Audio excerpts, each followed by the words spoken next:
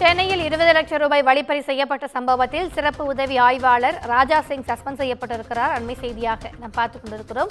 கூடுதல் விவரங்களை எமது செய்தியாளர் சுப்பிரமணியன் வழங்க கேட்கலாம். வணக்கம் சுப்பிரமணியன், இது குறித்தான கூடுதல் விவரங்கள். சென்னை திருவல்லிக்கேணியில் 20 லட்சம் ரூபாய் ஹவாலா பணம் வழிப்பறி செய்யப்பட்ட வழக்கில் 3 வருமான வரித்துறை அதிகாரிகள் மற்றும் சிறப்பு காவல் உதவி ஆய்வாளர் ராஜா சிங் என மொத்தம் 4 பேர் கைது செய்யப்பட்டு சிறையில் அடைக்கப்பட்டிருக்கிறார்கள். இந்த வழக்கில் மேலும் ஒரு காவலருக்கு தொடர்பு இருப்பதாக சந்தேகம் எழுந்திருக்கிறது. அதன் அடிப்படையில் காவலர் ஒருவரை பிடித்து விசாரணை என்பது மேற்கொள்ளப்பட்டு வருகிறது. இந்த நிலையில் கைதாகி இருக்கக்கூடிய உதவி ஆய்வாளர் ராஜா சிங்கை சஸ்பெண்ட் செய்து சென்னை காவல் ஆணையர் உத்தரவிட்டிருக்கிறார்.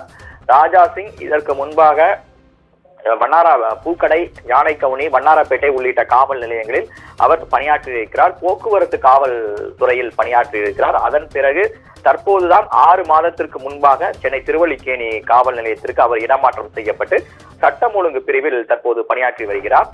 இதே ஹவாலா பணம் தொடர்பான பிடிபடும் போது அது தொடர்பான தகவல்களை வருமான வரித்துறை அதிகாரிகள் அந்த தாமோதரன் உள்ளிட்ட 3 பேருக்கும் தகவல் தெரிவித்து அதன் மூலமாக ஹவாலா பணத்தை வழிப்பறி செய்து அதில் பங்கிட்டுக் கொண்டதாக காவல்துறை விசாரணைகள் தெரிய வந்திருக்கிறது.